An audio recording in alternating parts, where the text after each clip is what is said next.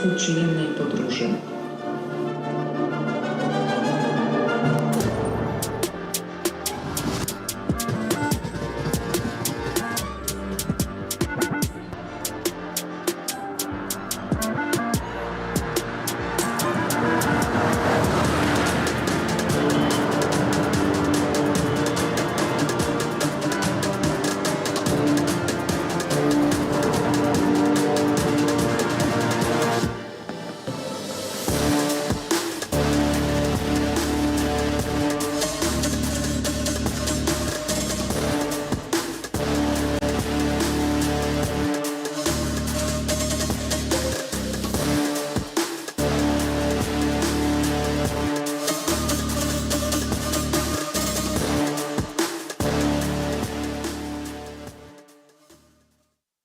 Dzień dobry Państwu. Good afternoon, ladies and gentlemen. My name is Dawid Karpiuk. I am a Newsweek journalist. I will manage the panel on how will we buy in the future. So when Leszek Jażdżewski called me to propose chairing of this panel, I told him I'm not the right person. And then I asked him, do you know, Leszek, what I look like? And he said, no, I don't know, but Artur Oleg knew what I look like, so immediately he cancelled his participation in this panel, but he will take part in the next panel. I will introduce my panelists, Kamil, Mirowski, Tomasz, Woźniak, and Kasia Gola. We will be talking about the future. That is why I would like to start by saying when this future has started, when the analog world started to go digital. So, Tomasz Woźniak, please start. Hello. There are two answers. First, I would say it happened when we obtained access to internet. Then there were several events during the history because the internet was available in different channels. So the first mass adoption of internet was internet via smartphones. So even in undemocratic countries, smartphone provided them with access to democracy. In Romania, for example, in Vietnam, in African states, internet was not available. So this is when we received this option in communication. We could start buying smartphones. So 15 years of smartphone. And when we want to talk about the number of users and the number of and the length of using, it's about 4 hours of spending in internet via our smartphones. In the past, when we were only using computers, we were using them at work or in the evenings at home. So it's a huge change. It has accelerated during the pandemic, COVID pandemic. This is when we had computers. We had to use our smartphones to do shopping and pay our bills. Now I think everybody is under huge impression concerning the generative tools and similar inventions, and this will be probably covered in our discussion. Nowadays, we are definitely using smartphones to make some purchases. Sometimes we use phones more frequently than computers. For example, when we look at the fashion industry, some 80% of the purchases are made via smartphone, via digital channels. So it's a huge advantage over desktop computers. So it will probably remain for many categories. This share will grow. I think that the breakthrough point was not maybe the smartphone. In 2008, actually, it was possible to start developing applications via Apple, and the ecosystem has changed. our consumers' behaviors changed, and our relations were moved to internet. And another breakthrough point was 2016, probably October, when the number of mobile users was higher than the number of desktop users. So that was the year of mobile we were expecting since 2011. So these were the important dates to me. Paradoxically, Kamil Mirowski, hello, I would like to say this happened when the maths teacher told you you will not be using calculator all your life, but not too seriously. This is when consumers trusted internet purchase. Also development of internet payment. Remember when you had to, when there were credit cards, not many people had credit cards. So you were asking your friends, your neighbors to help you to make a purchase by using the credit card. So the infrastructure of delivery also developed, and this warranty of the retailers concerning long term of return of goods. This is when it really started. How have consumers changed within the past few years? How are our buying styles have changed, and what do we buy, and what does it tell about us, and how is it influenced by technology, and how did pandemic influenced it since 2020? So Kamil, the floor is yours. So some statistical data, some comments that will be provided by the other speakers. 80% of consumers shops online, fashion and lifestyle. Out of these 80% of consumers actually they make these purchases online, and it's very strange because with clothes you would like to try them on, but still people buy online. So what about the consumers? What do they expect? Polish people like this fashion. They like to find out about new fashion trends, and they like to make purchases and experience to our consumers. And a very special factor for our part of the globe, people like to hunt for occasions, for promotions, sales. So when we talk about the new methods of selling, actually Gen Z generation, people who were brought up or were born in the digital world, to them the default model of buying is the online buying. 20% of the consumers are the consumers aged up to 18, 30. It's from 18 to 45. In 28, 50% of the EU consumers will be represented by the generation to whom internet is a natural phenomenon. It's of huge importance because these consumers expect something completely different from the shopping. So they want to choose and find the product as soon as possible, quickly pay for it, and to get it very quickly. But there are also some other characteristics. So to them, actually shopping is to be an experience, inspiration, discovering trends, and pleasure. It's a huge challenge to sellers to keep the focus of those consumers. It's a huge challenge to the ecosystem. Purchase is not only retail, it's about development of the methods of payment, development of redistribution, and it's all possible thanks to the new technologies, generative and AI technologies.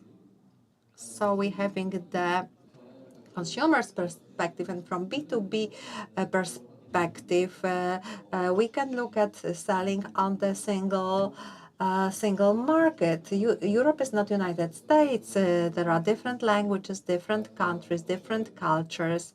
So the purchases, the buying have to meet the specific needs So these expectations are completely new, and of course it's about Polish brands being competitive on the single market. I would like to add something.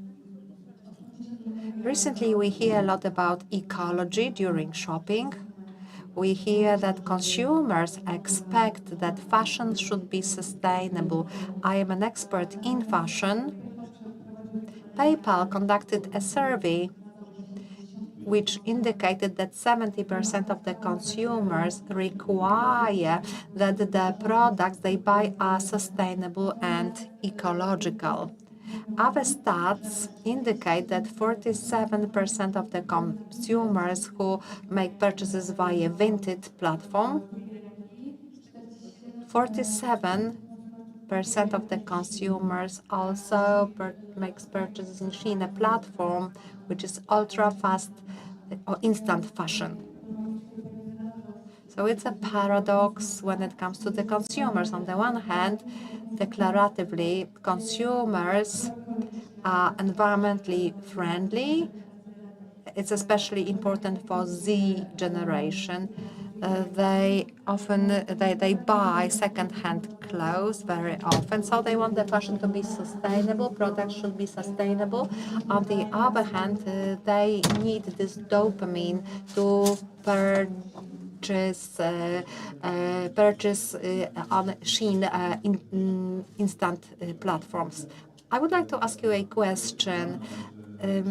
About the expectation that the fashion should be sustainable and products will be environmentally friendly. So tell me, to what extent this expectation is related to the awareness? What does it mean to the consumer? When it comes to the awareness, it's greater. There is more and more education. There are lots of influencers on social media who are involved in sustainable products, and Z generation follows up such people. On the other hand, there are brands that do the greenwashing, and they positioned as the sustainable brands, but they don't have much to do with green brands. So this awareness is greater and greater. However, still there are lots of fake news, business fake news. So there is a lot to do. We also need to do a lot from the EU perspective and from the Poland's perspective. It's not only about the education, but also legislation that is already being issued, but it's a slow process. You have started the topic that is very popular nowadays, not only in the commercial agenda, but also in the regulatory agenda. Thank you, Kasia, for your contribution. We would like consumers to make conscious choices concerning the product. I don't want to use the word sustainable or eco project, because what does it mean? Does it mean whether it can be recycled, or is it made of recycled materials, or maybe buttons were made of recycled materials?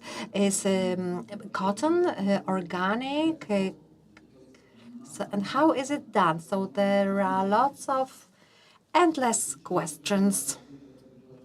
The regulatory EU agenda contains a lot of regulations which have three tasks. So they have to say what can't be said, say what should be told to the consumer. So, for example, use by date, or all the compromises have to be listed. Okay, so it's an organic cotton, but it was brought by air transport. So there are some things you shouldn't say and some things you should say. And the third aspect, the regulator suggests that all these aspects that are going to be disclosed or hidden, they should be certified. So it's hard to say how many certificates will be required and how long the certification process will last. And regardless, the branch is dealing with one barrier. We are missing one methodology which allows consumers to compare the products and to make decisions. That if there is no such a methodology, if there are no such comparisons, well, there are some doubts that if the consumer will be able to make the conscious decision. I would like to sum up. I'm not an expert in ecology, although I know the issue. Technology will definitely resolve the problem of certification of any goods. I'm sure that there are technological methods to track things. And when we are talking about clothes, actually they are spliced with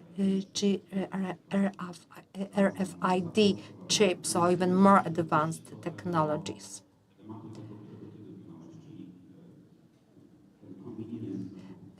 The convenience of shopping, the consumer's path. I would like to address these two aspects. Consumers expect fast payments, harmonious payments. So you can return a good pressing one button. You can purchase a good by pressing one button. So there is access to the whole chain of supply. So from the moment of inspiration to buy and to the until the moment of returning the goods to the store. Reminding the Shein platform, somebody asked me a question. I will repeat it. I will ask it myself again. Why two giants generate such effects? Although it's a super ultra quick fashion and it's very cheap, but they are looking at the face of inspiration in a different way than the fashion brands, high fashion or popular brands, Inditex or Zara or H&M. So they create contents in the places where the users actually is. Because if we review TikTok or Instagram, I would like to remind you that 96% of our applications we are using in these 4.5 hours, 10 applications, and 76% is just for free applications. And usually this is a social applications where the inspiration phase commences. So there are some videos, videos of incredible appliances that resolve problems. So there are shoe boxes, foldable boxes, special sponges, and people get attracted easily and they do not want to leave such apps. You have mentioned the generative tools in my sector for the past 3 years. Apart from the mobile purchase phase, we are talking about personalization. The new generation expects personalization. They want individual treatment. They want to get the product that will be based on declarative preferences or on AI algorithm. Additionally, they can share the data to obtain the level of personalization. Last year, on the Future Mind, Young People versus Mobile, we conducted the service. Some of the respondents declared that they are ready to share sensitive data such as sexual preferences, private business, to be decluttered, not to see advertisements, to be able to open up the application without seeing any advertisements. So it will be supported by AI algorithms. If we imagine a visit to a store, I was in a workshop and we had an example. So a woman enters a store and she says that she would like to buy a dress to wear for a wedding party. And she's talking to an assistant and she says, I would like to buy a dress for a wedding party that will take place in October in Hamptons. And I would like it to be in Dua Lipa style. So the assistant has to know what the weather will be like in October. She also know what kind of styles are dominating in Hamptons. It's also the place which is on the beach. So there's a special dress code, and then Dua Lipa. It's of course. So we have the autonomous agent who has all the data of AI. So she should look at all these dresses, the weather in Hamptons, and to see the last 35 dresses worn by Dua Lipa. So it couldn't really happen in a store. So in a while, this will be the competition between the shop assistant that will be unable to meet the expectations that can be met by a chat or shopping assistant that has access to so much data, and they will be able to cross the data to draft specific conclusions. Yes. Right. Is it the way we'll do purchasing in the future? No, it's already there. There are some technologies capable of doing it. If we ask the GPT chat to send such links, we will definitely have some tools to personalize our shopping experience through the algorithms, and it will be implemented in Zalando app or in apps of other fashion players. I suppose we could see some examples of that kind. What do you think?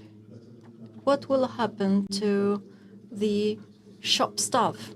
So the question is, how will technology change the labor market, and what can it look like in the future?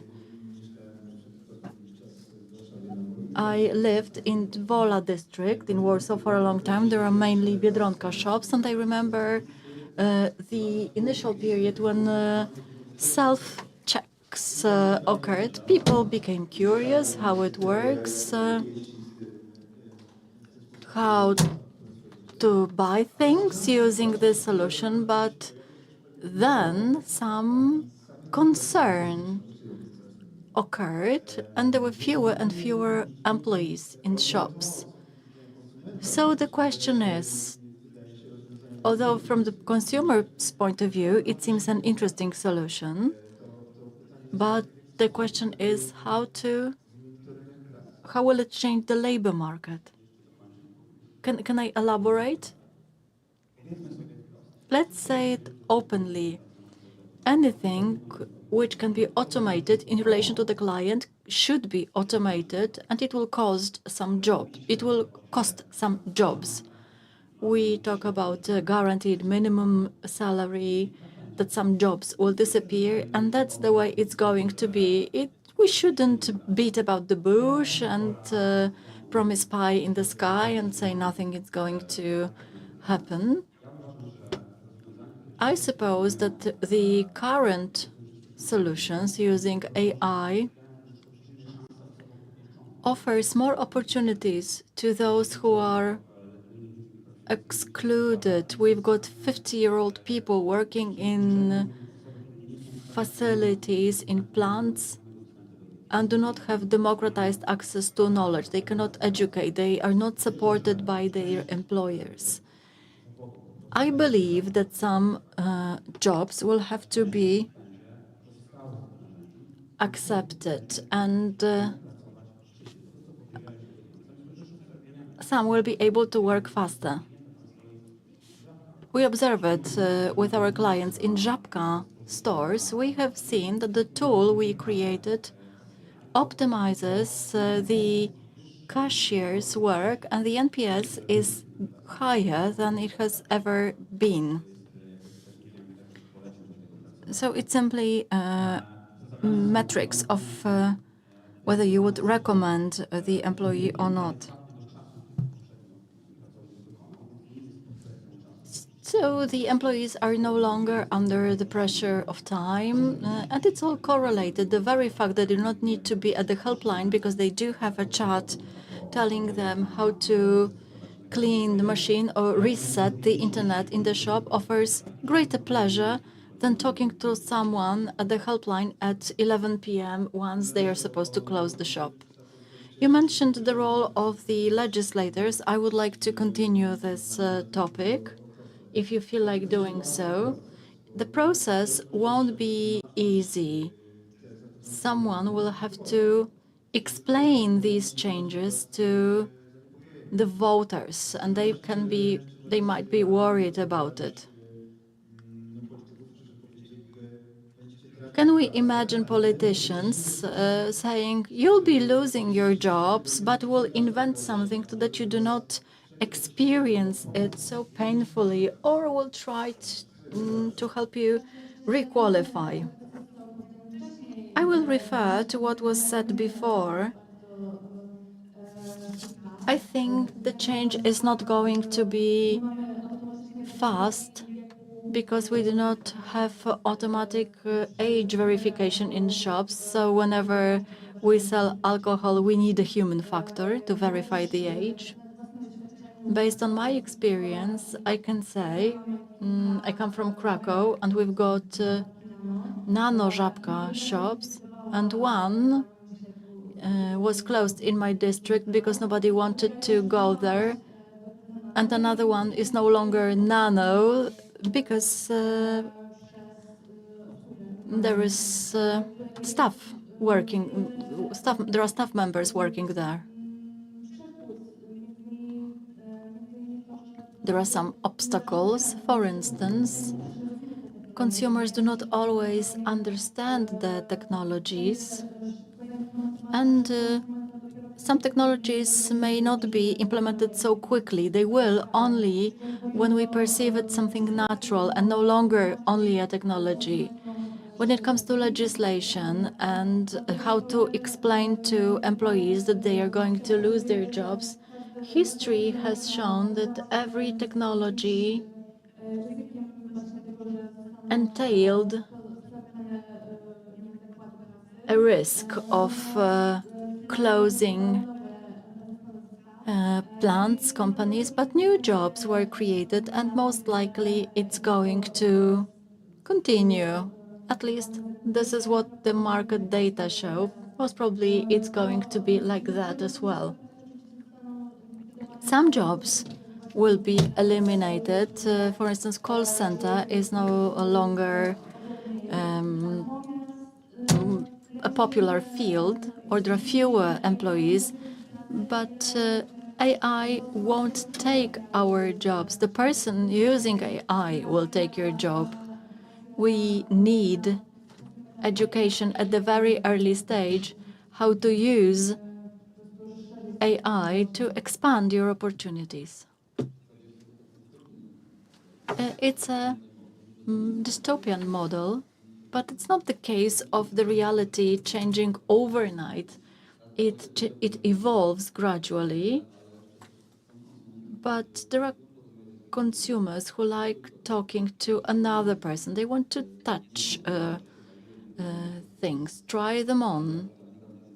It's not going to be the case that the offline sector will instantly migrate online. As I have mentioned, the AI tools are scalable for customer service in many markets. That's a tremendous change for the Polish sector, not only fashion sector, but other ones, to succeed in the European scale. Owing to the tools, we can run customer service, currency exchange, payments, communication, and marketing. What Polish companies and brands have problem with is access to capital, difficulty winning new markets. That's going to become easier. It's not a hazard, but an opportunity for Polish economy. I need to comment on what you have just mentioned. I will tell you, I will refer to what you have just said. In one of the interview with a nano shop client, it was a girl aged 24. She said she adored entering in headphones. Nobody asks her what sausage she would choose. So that's a great experience. Some customers need human touch, and others buy online because they don't need the human touch. As for age recognition and age verification, it's only a legislative problem. The paradox is that it's not the case that chain stores don't feel like selling cigarettes or alcohol that they don't want to sell it, and they responsibility level is not sufficient. And these are the cashiers that should be controlled.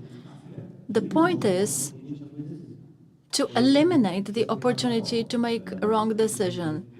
If someone shows the code and then verifies using biometrics, the verification record will be linked to the receipt, and it will specify which products are for people over 18. It's not only about alcohol and cigarettes, but also about nicotine pouches and nicotine.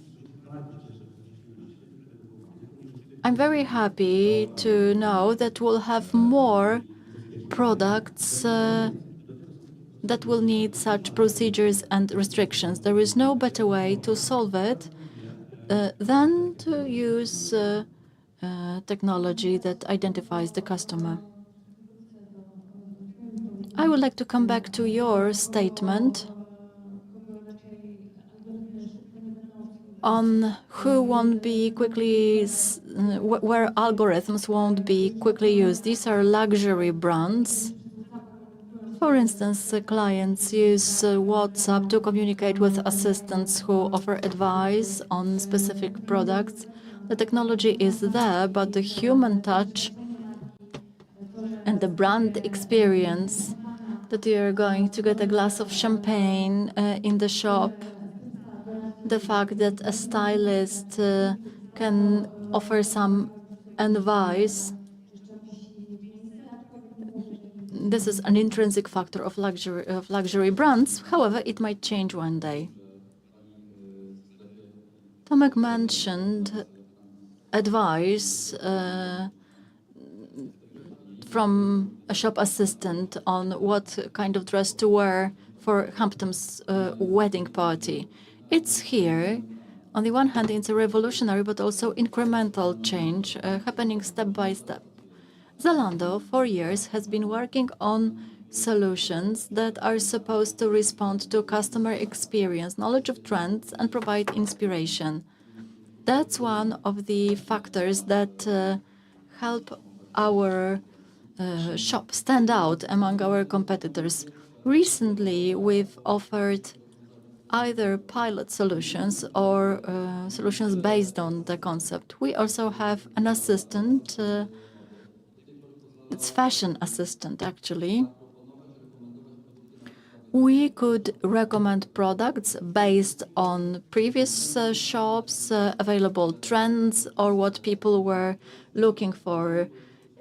The assistant suggested patterns or colors which are not so obvious for the particular customer. Since last week, we have had a change based on our own Zalando and OpenAI models. The communication will be natural. I need a dress or a suit or an outfit for a family reunion in the mountains, and the model understands the context, the weather, occasion, uses latest trends, and offers personalized hints. But that's not it. You need the human touch. We work with around 200 stylists, humans, who prepare original proposals. We also have Zalando stories in selected markets. These are unique stories selected by our experts and available as short videos. Recently, in some selected markets, we've got beauty product shows so that customers can see what it is like to use it. And the last service is Trend Spotter. Warsaw has joined. Every week, based on what consumers really would like to get within a weekly cycle, we offer access to hot trends in some European cities, based on research, based on shopping, or simply based on culture trends. A good example is Barbiecore, which occurred after the Barbie movie, or such trends as Taylor Swift issuing new albums. In Zalando Transporter, you can get a hint of what is hot in Warsaw for males and females. Time flies, but I would like to ask the last question, referring to the future needs that will be commercialized. What else will the technology make available in the near future? We'll have many things. We'll buy experience. We'll also stimulate our dopamine level with products from Shein. 79% of consumers aged 7-15 regularly play games, and they buy online products which were never created in reality and will never be tangible products. These are micropayments. Roblox, Zapeto, these are the universes that brands enter. 34% of consumers from the Gen Z playing Roblox change the outfits of their characters once a week, which means these clothes are regularly generated. Roblox has its internal currency, and the creators who are 12-year-olds create things and learn entrepreneurship. They're used by Roblox, that's one thing. However, the virtual worlds, I don't mean those like Meta or Apple,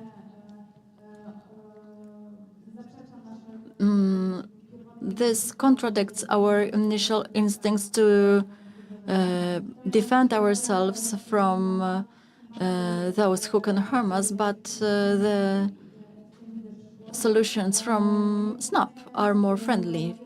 Coming back to games, they'll be implemented to new platforms, and their significance in consumers' lives will be gradually more important. We've got midterm perspective, and this is what we've been talking about. Having your own shop assistant, whether it's text voice assistant or using computer vision to match trousers with shoes, that's happening.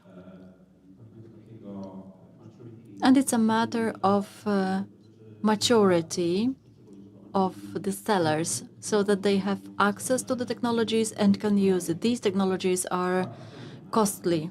On Friday, in a conference where I was, someone asked, how much is it? Will everybody be able to afford such servers? So the question is, when is everybody in the supply chain mature enough to use it? It's not only about luxury brands or those who use Roblox, but also Allegro sellers or other marketplace sellers. In a short-term perspective, we need to discuss whether this is this device or an earphone or like AirPods that uses a SIM card and does not require matching the smartphone to your earphones. Then we'll be able to make things easier. You'll be able to say, hey, order some milk, just like Alexa.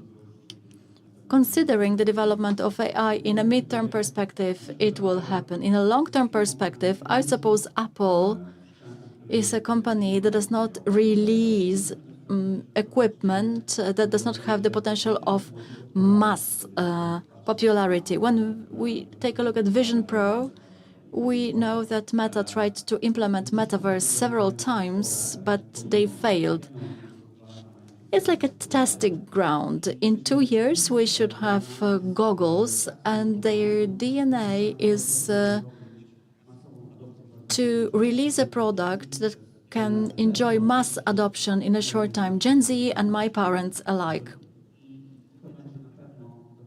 And that's going to be the long-term perspective. Something like that needs to happen because this device has reached its technological limit. So the only thing that can happen is transferring it to edge, meaning more is going to happen in this device with local processors doing it faster, and it will be more device-based than cloud-based solution. So that's it from me when it comes to technology.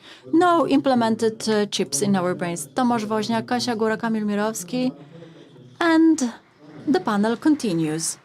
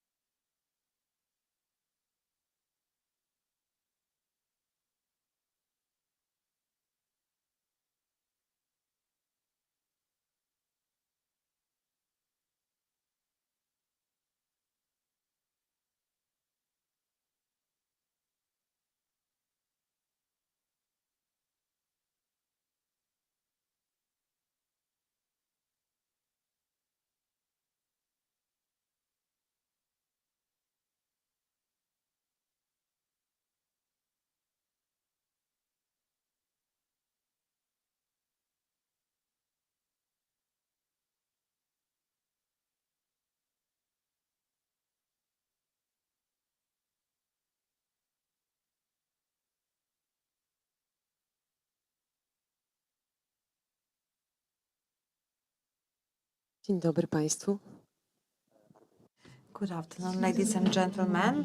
There was a little bit of a nervous atmosphere whether everybody will be found, but I've got my team. I'm very happy to welcome you and to welcome our speakers. I will use the alphabetic order. Sławomir Bilik, board member of PZU Życie. When I was studying his CV, I'm sure that he's the right person to take in our panel.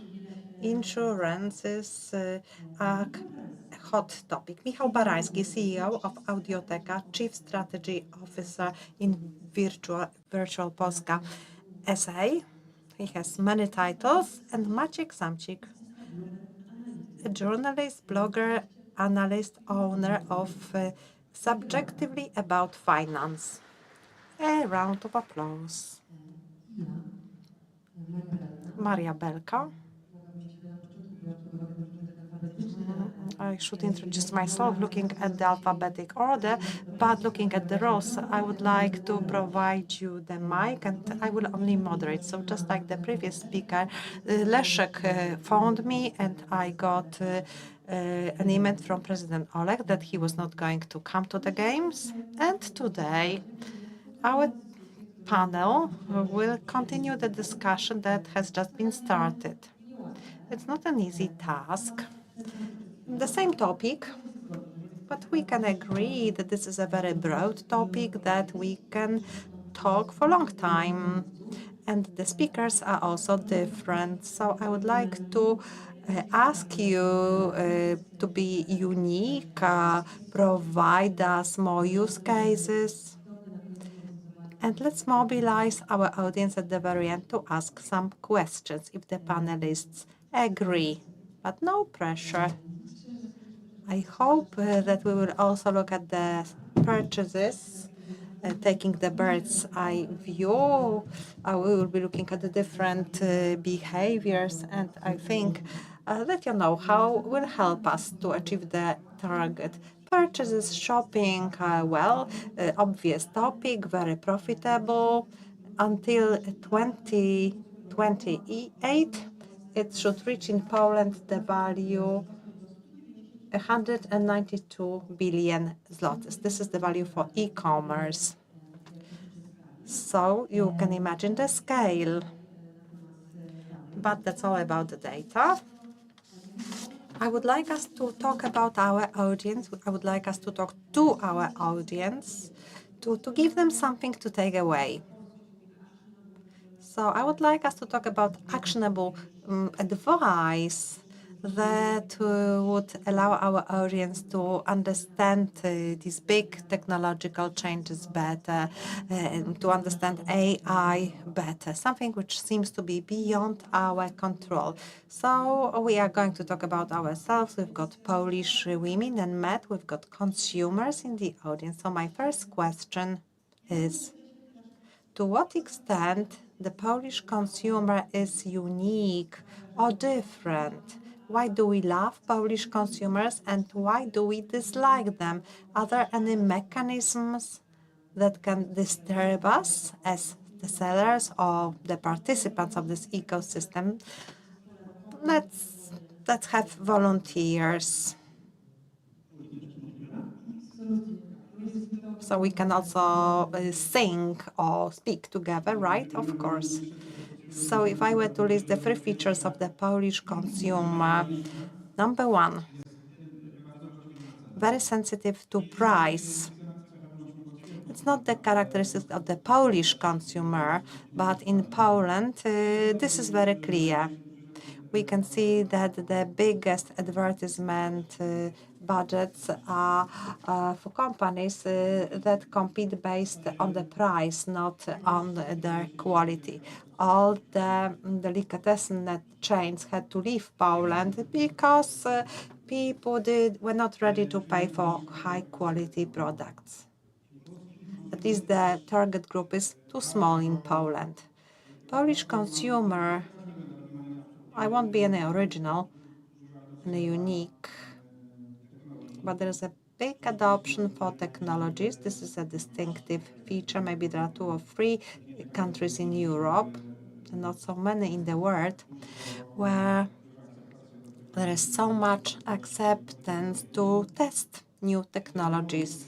Revolut, the fintech, biggest in Europe, Poland is the 2nd or the 3rd market for Revolut. And lastly, the feature I don't like in Polish consumers. We are not able, and we don't even want to estimate our time. When I speak to people from other countries, that's probably the key difference. To us, time is not an element of our estimates. If I were to convince you to introduce some changes, start valuing your time. Sometimes it's worth outsourcing something to save time you could use in some other ways because it's valuable. One more sentence. Recently, I was speaking to a man who's trying to sell a service, property service in Poland. And he's selling the service very well in other countries. And it's like outsourcing.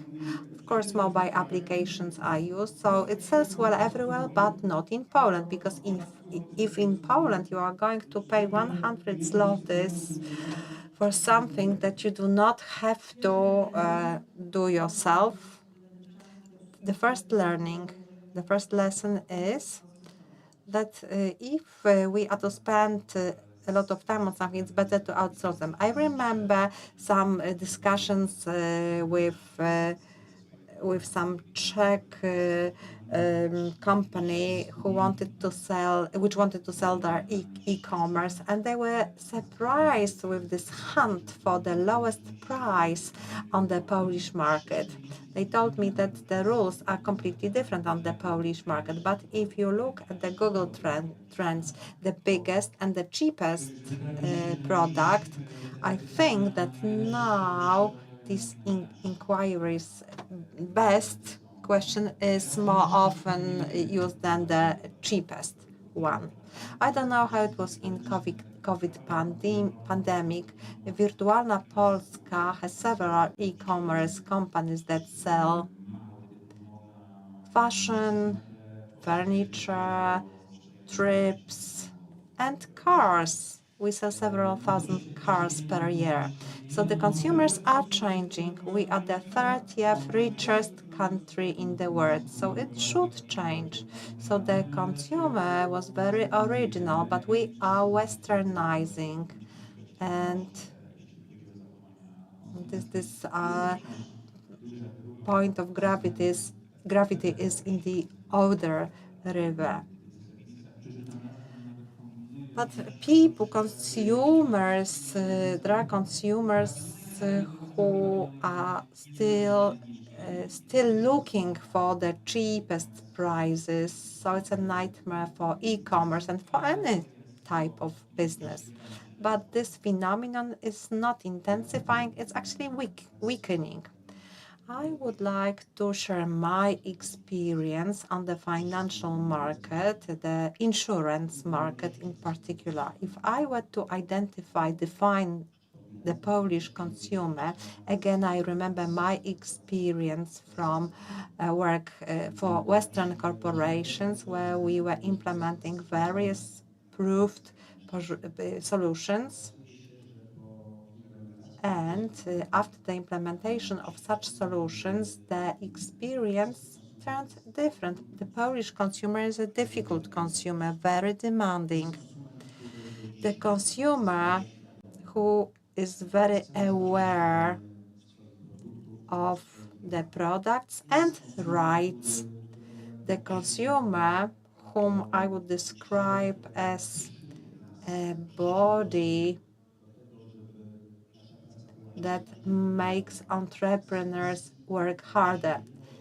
And as a result, many solutions in the Polish market are better solutions than the solutions in the neighboring countries or other foreign markets.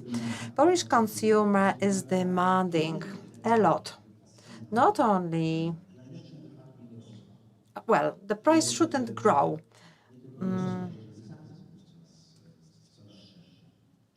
And they also expect the broader ranges of prices. They also expect that the prices should drop because of the competition available on the market. This consumer also requires us to undergo digitalization processes. He or she wants us to have digitalized processes. So we are having baby boomers, consumers who were born after 1998. So some consumers want to go to the branch, they want to have a telephone call. Other consumers want to receive digital technological solutions immediately.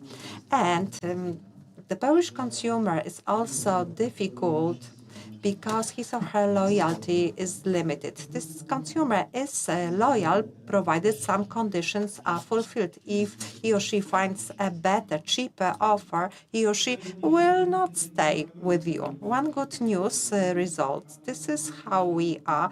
It's very difficult to enter Polish market by a foreign brand.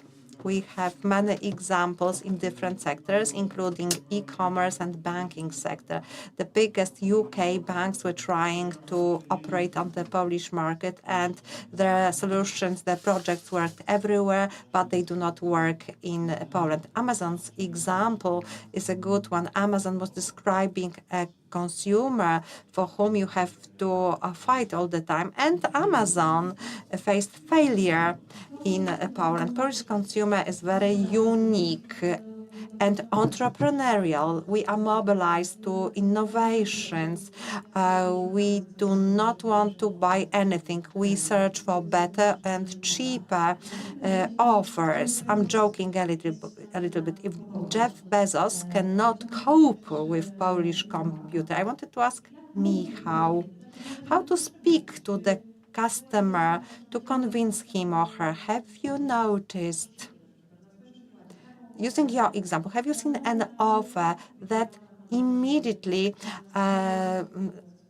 met your expectations and you were surprised and you said, okay, this is something that is convincing, I want to buy it? So if you could say about maybe some criteria. Well, I cannot answer this question. There is no one consumer. The behaviors are determined by the level of wealth. There is no one truth about the Polish consumer. Internet is beautiful because the mechanisms of personalizations provide the simultaneous communication. Still, we are within the nucleus of the brand equity, but this communication, different modes of communications are possible, and this is probably the future of marketing and the dialogue with consumers. So great technological support, right? This is what you mean, yes. And all these black advertising boxes used by Google,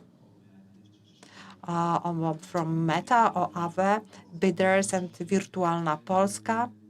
Most often the boxes require the marketeer, consumers require of the marketeer to provide the boxes with hundreds of ideas, and then these ideas are multiplied, there are samples provided, and the tools can match the advertising contents with the psychographic profile of the consumer. So it's not just about having one message, but of course we need to remember which aesthetics, which language has to be communicated by the brand. The most advanced system can use simple graphic assets for a specific brand, and some simple inputs concerning the previous campaigns. They can deliver thousands of advertising copies, and marketeers can allow emission of the selected ones, which are brand safe. I don't know if it's true, because this is what I heard of marketeers. I'm not an expert in marketeers. There's one way to get Polish people involved and that the offer will be attractive. You have to give a choice of 2 or 3 things. Polish people, if they get one potentially best thing, and if you tell them that this is the best thing, then they are becoming very suspicious. But if you give them 3 things, then he is happier than someone from Germany, Austria, or France. It's an anchoring effect mentioned in Kahneman writing. So Poles are no different. We need some reference points. We either want good products, best products, or cheap products. In Poland, it's slightly different than anywhere else in the world. In my opinion, Poland is the same community as communities in any other countries. There are different personalities, different generations. We have specific needs, and the work of managers when it comes to the methodology is exactly the same. Of course, different results can be delivered depending on the cultural characteristics, development of the specific market, and other factors, but methodology remains unchanged. So the conclusion in terms of competitiveness of businesses depends on the appropriate personalization in the skill of defining the market and the needs. Personalization of the offer to ensure that everybody can find something good in this offer. So we felt quite special that Amazon didn't cope and that we need a unique approach. Pogrupować. We simply need to group and categorize experts in the right way. My question goes to Maciej. Are there any e-commerce purchasing innovations that develop best in Poland, that work best on us? Is it responding to the customer needs, or is it a general trend whose part we are? Well, the obvious innovation in e-commerce is to get away the pain of paying from people. The problem has existed for quite a long time, so delayed payment is an antidote, and it works very well. There are some side effects in Anglo-Saxon countries. It means over-crediting of young consumers, but in Poland we've got BNP model.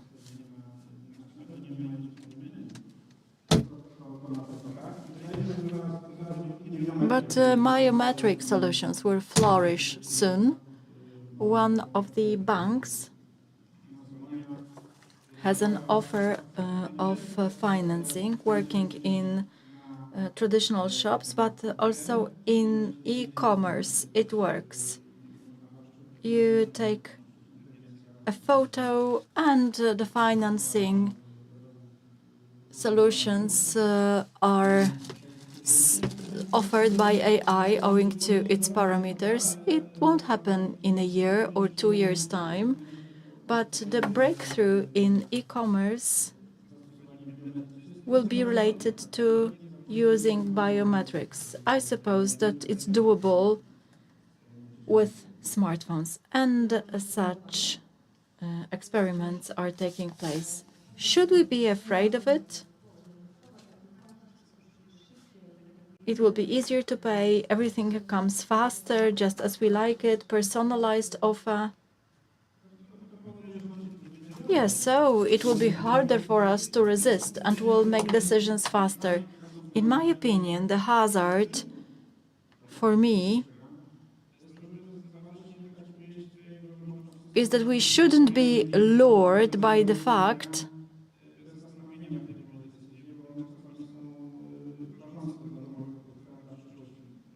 that they can be devastating for the future of finance of the customer. But naturally, it goes towards unreflexive purchasing without making decisions. It's not painful, and we shouldn't be thinking that we are buying. That's the very important topic in the financial market. You can buy Adidas shoes, which you saw in the shop some time ago, or any other tangible product which you can buy, give back. But in finance and insurance, whether we talk about loans, investment products, the hazard is as follows. On one hand, the client would like to have their business done and buy the product they want to buy. But on the other hand, these products are not easy to understand. It takes time to read through the documents, analyze them, realize the risks behind them, and only then can we make decisions. So the digitalization zone or online availability in the case of some products might mean that the risks will be more exposed. When it comes to insurance, the customer may skip the exclusions. When it comes to mortgage loans, they might fail to read the information about hidden costs. So there is space to mitigate the risks. Will technology support us, or will we get, based on algorithms, something that will explain what we are buying, or perhaps explain whether we really need it, or is it more so that it will cause even greater rigmarole, and consequently we won't understand what we buy.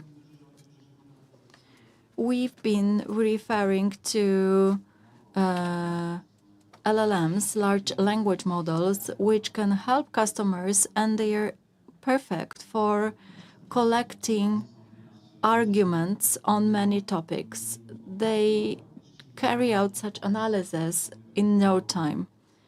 This can help us choose between offerings of various insurers and so on and so forth. I don't know to what extent it's going to change the e-commerce. In the previous panel,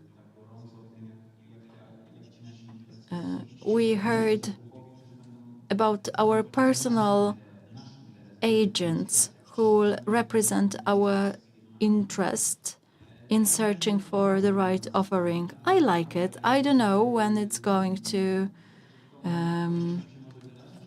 happen, but it will happen one day. And at a certain point in time, the operator might urge all companies not to give nice websites with photos of happy babies, but simply to get to the offering through API.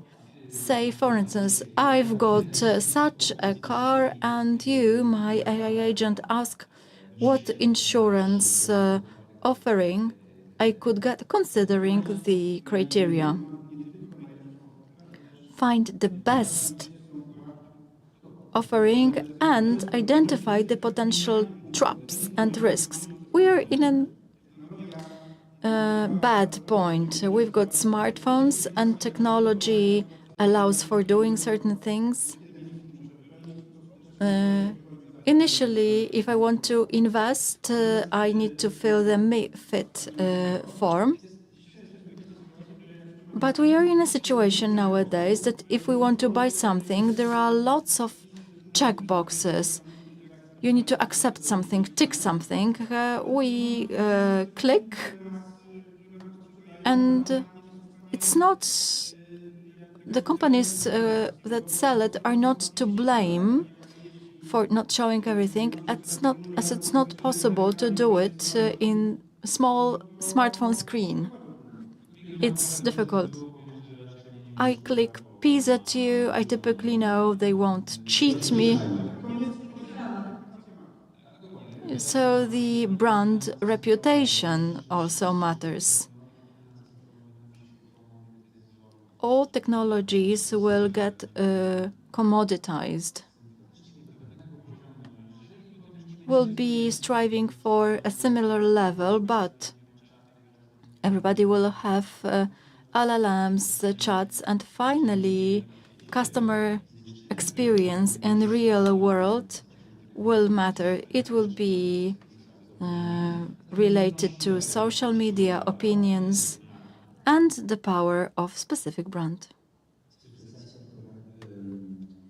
Digitalization leads to a mass flow of information.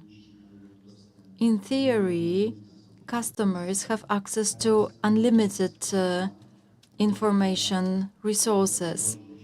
Paradoxically, this might entail various risks, especially those related to the inability to determine which piece of information is important and which is not. Specifically saying that's it. That's a major risk, especially in the financial sector, when there is a contradiction between modern time trends, meaning we want to have access to these apps, to online. But on the other hand, once we do it, we lack what we had in the past, and which is not so popular nowadays. Contact with an agent, an expert who is there to show what is important, what's not, how to read it, and how to make decisions. The very fact that AI will be able to advise doesn't mean that financial supervision will allow it.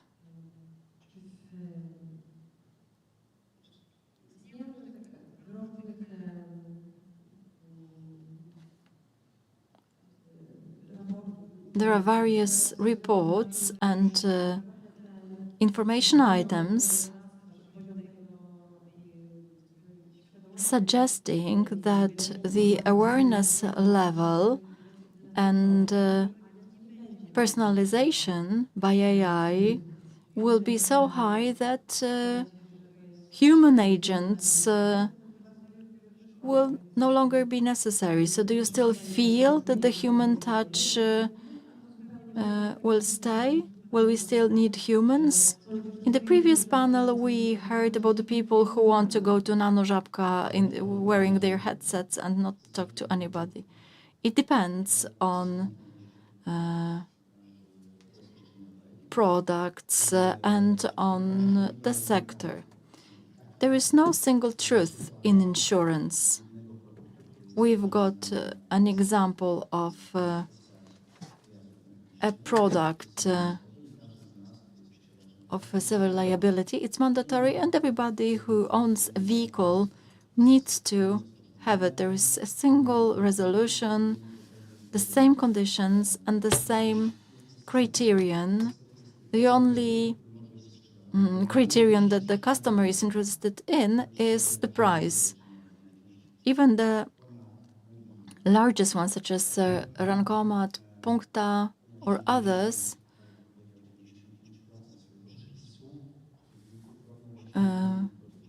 have the majority of their outcomes or generate the highest profits with these products. The others try to sell online, but it has been going on for many years, and we know that's not easy. And even though we can think in some time perspective, travel insurance or housing insurance are going to be simplified and will buy more of these products online. There is a product category that will never be sold online, and I mean corporate services or life insurance,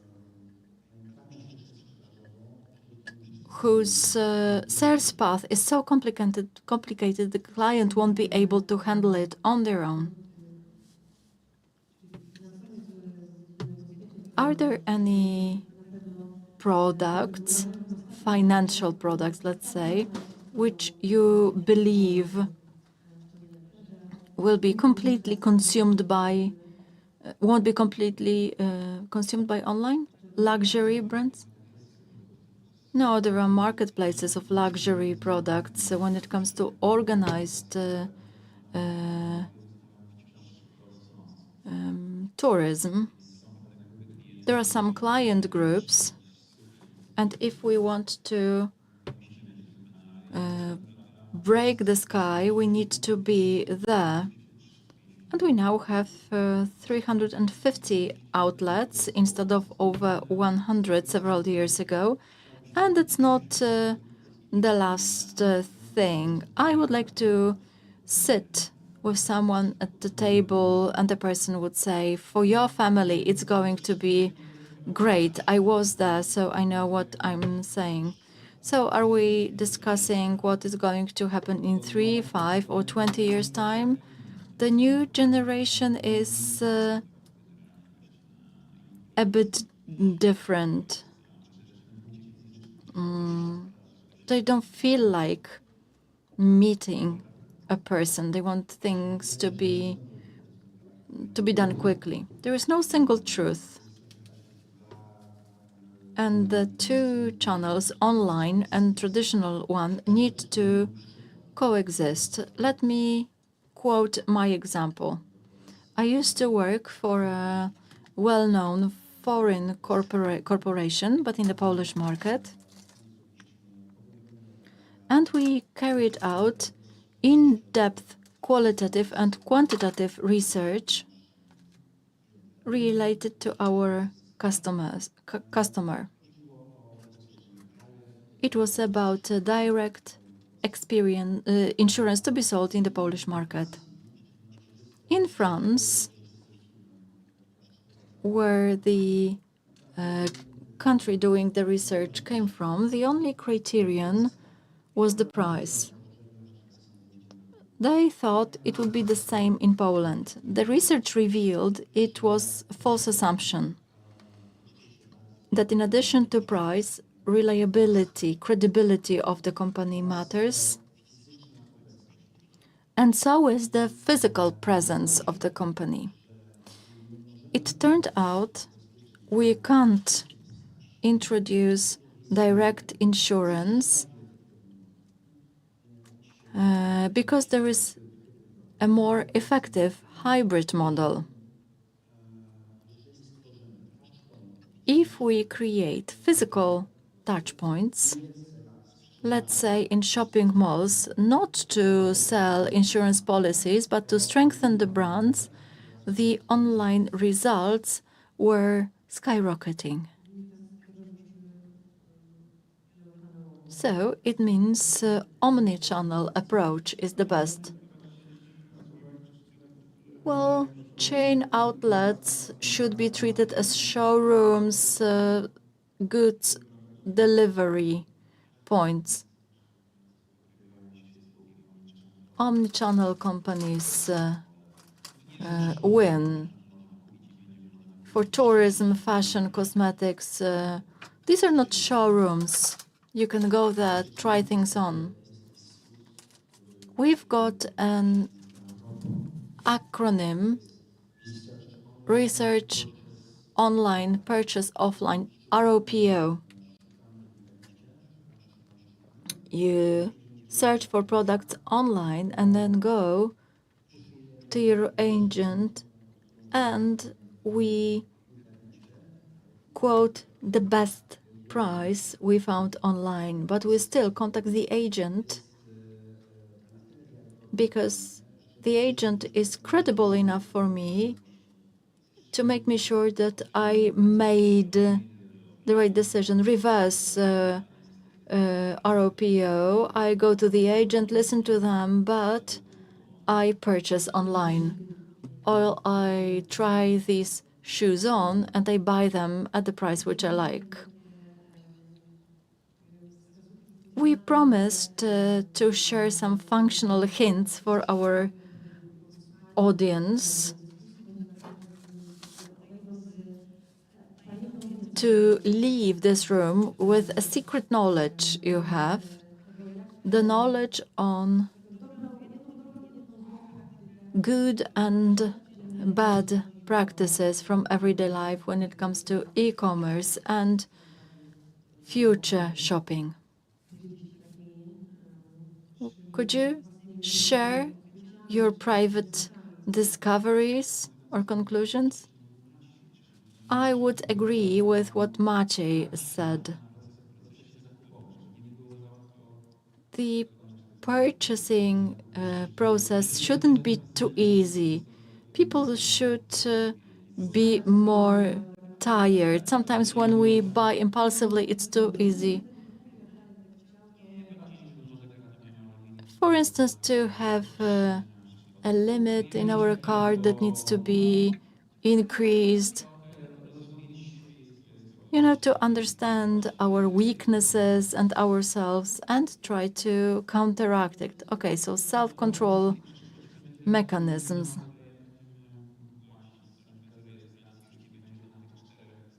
Right, so we'll soon pay with Apple Pay without going through 3 pages.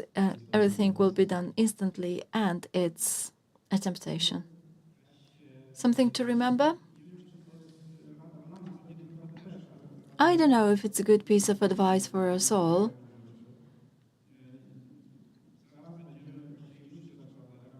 the time when the battle for our data takes place has started. You always need to give your consent. Sometimes we do it, sometimes not. The more we trust the brand, the more willing we are to reveal the data. So it either goes the right way, and we trust brands and companies that they will offer a product that suits us better, or the data are collected semi-legally or illegally only to gain advantage over us. We need to remember it, bear it in mind, and try to boost sellers to follow the right direction. Która sprawia, że po prostu It's not pleasant where to make this limits whether we are tracked or we are being checked. So the intention to make a purchase, is it pure? Is it fair? I think 10 years ago, we had cases where some companies were using data in an unethical manner. In social media, data is misappropriated. Yesterday, I spoke to someone about my friend who is pregnant, and 10 minutes later, I could see some ads on products for pregnant women. For some reason, Polish legislator cannot impose this requirement from the foreign companies. There is this joke that if we want to get a birthday present from our husband, we just should speak to our smartphone, let's say bag. Regardless of what regulators do, we need to follow the tendencies. Sooner or later, it will be strictly regulated. That situation, if we look at the national financial surveillance, and if we look at the process of market regulations within the past 20 years, we can say that 20 years ago, this was unregulated, and now we are in a completely different place. So if we are discussing these aspects, we should analyze them in the light of the facts that will actually occur in the future. Probably the levels will become the same in all the states. There will be some directives published, and the companies will not be able to use data for bad causes. So the question is, once we have it, which companies will be more reliable for the customers? These will be these companies that will have a high level of cybersecurity, and customer will know about this, and as a result, they will have more confidence in such companies. This will be also the customers who will receive some education. There will be some education campaigns to raise the level of awareness towards their consents. It will be also very clear about responsibility of both the parties, and they will be also taught about client profiling, how such data can be used. And so it's a narrow line between the good, appropriate regulations and over-regulated ones. So if it's over-regulated, doesn't help, it's disturbing, it costs money, so ultimately the prices are higher. In the United States or in Asia, such regulations are not in force, so that's another issue.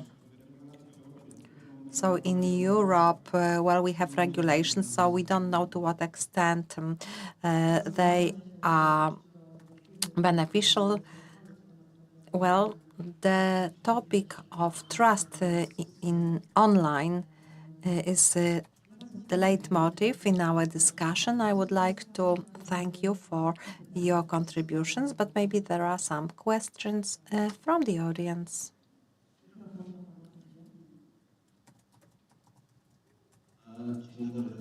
Hello, Radosław Stępień. I have a comment and a question to PZU President. Today at 10:23, PZU sent me rules of procedure in terms of using electronic services. I was very happy then. I opened the preamble of the rules of procedures. It was just one page of containing the list of the changes in comparison to the previous rules of procedure. Then there are 36 pages of these rules of procedure, and 36 definitions are included. I am a lawyer, and I am also an insurance broker, so I understand this language. I assure you that over 90% of people who receive this text do not understand it. If we want to deal online, and let's describe all the amendments and everything we should know in a simple language, and the full text should be attached for lawyers, for the brokers. I think this is the question for you. Okay, I will speak first.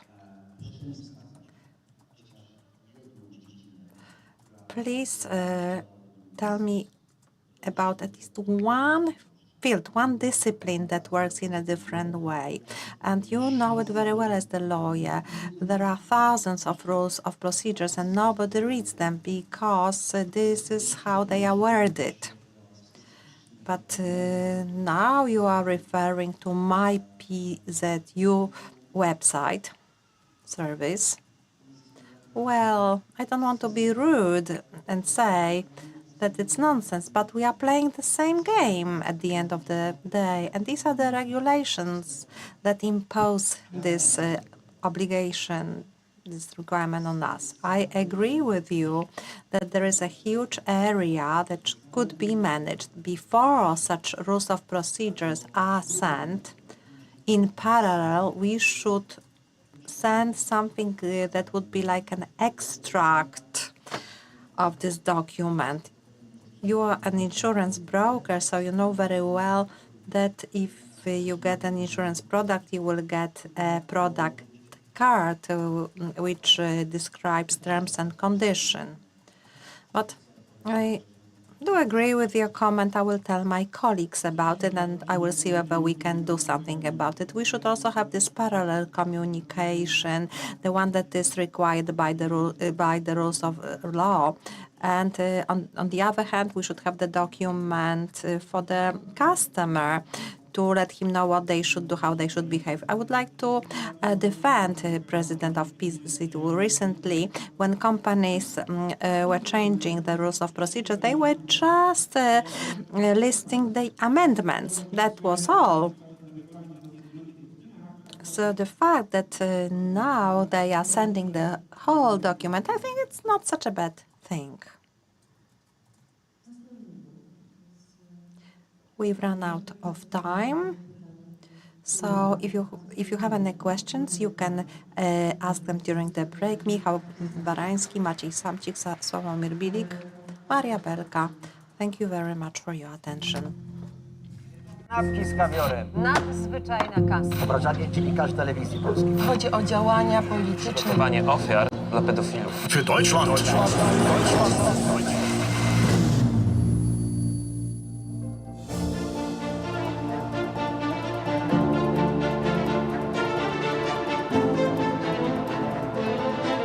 TVP Info. Włącz się na nowo. Radość, nadzieja, życie, wyzwanie, pasja, pamięć, zaufanie, pokój, jedność. Słowa tworzą świat. Polskie Radio. Źródło wiarygodnych informacji. Plany biznesowe powstają z marzeń. Dlatego nie ma dwóch takich samych firm. Jedni chcą działać na całym świecie. Innym cały świat mieści się w dłoni. Sukces biznesu to nie tylko jego wielkość, ale też szczęście, jakie przynosi ludziom. PKO Bank Polski. Uwielbiam szycie w sieci. Wczoraj podszyłem się pod wnuczka, wieczorem uszyłem intrygę na apce randkowej, a dziś planuję grubymi nićmi szyte oszustwo z promocją. Tak się szyje. Na oszustów są sposoby. Zapoznaj się z poradami ekspertów na niedajsiepodszyć.pl.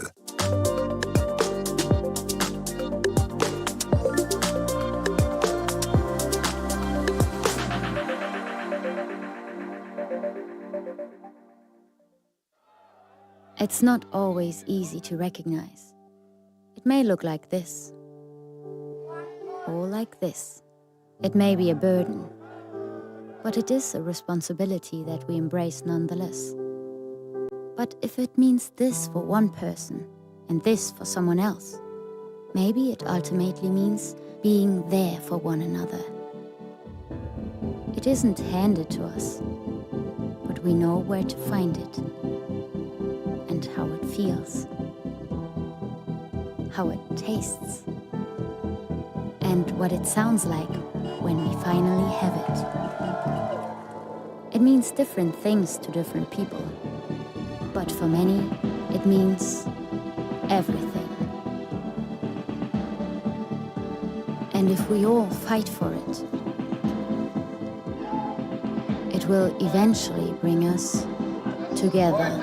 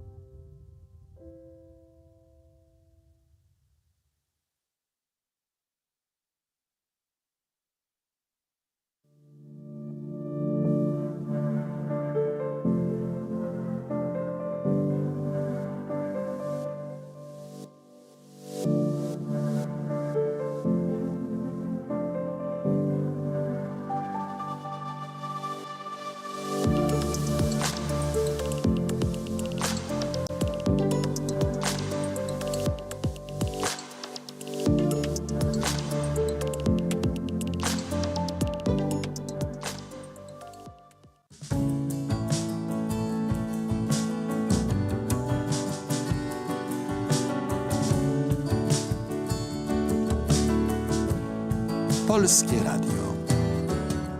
Jedynka.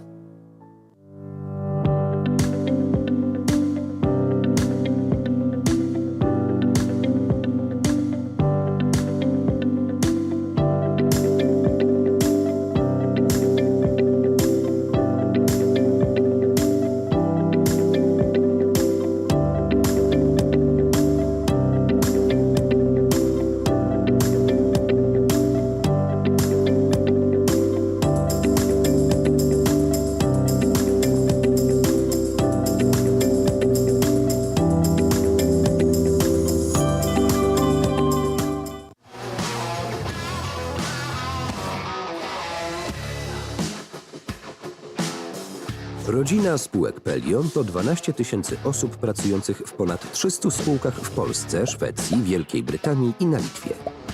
Jesteśmy liderem w branży ochrony zdrowia. Od 1990 roku dbamy o długość i jakość życia. Pracować z nami możesz w jednym z 7 obszarów.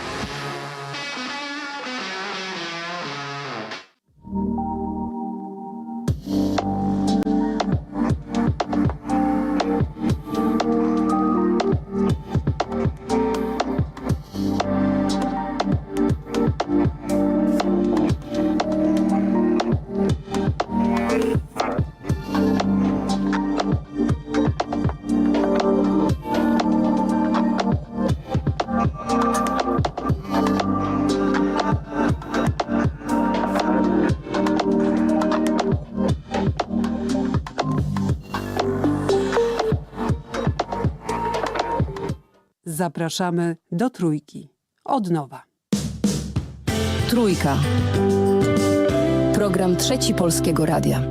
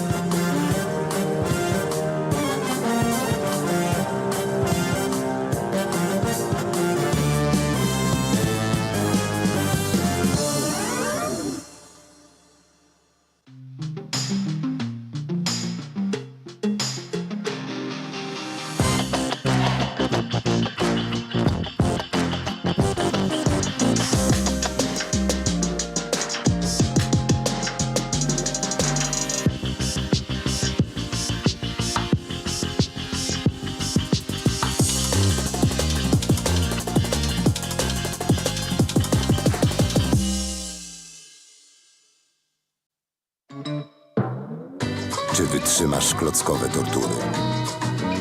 Ze stoickim spokojem. Czy w twardych negocjacjach zachowasz zimną krew? Czy poddasz się dobrowolnej eksmisji ze swojego łóżka? Brawo! Test na obecność serca zaliczony. To znaczy, że ty też możesz być rodzicem zastępczym. Dowiedz się jak na testserca.pl.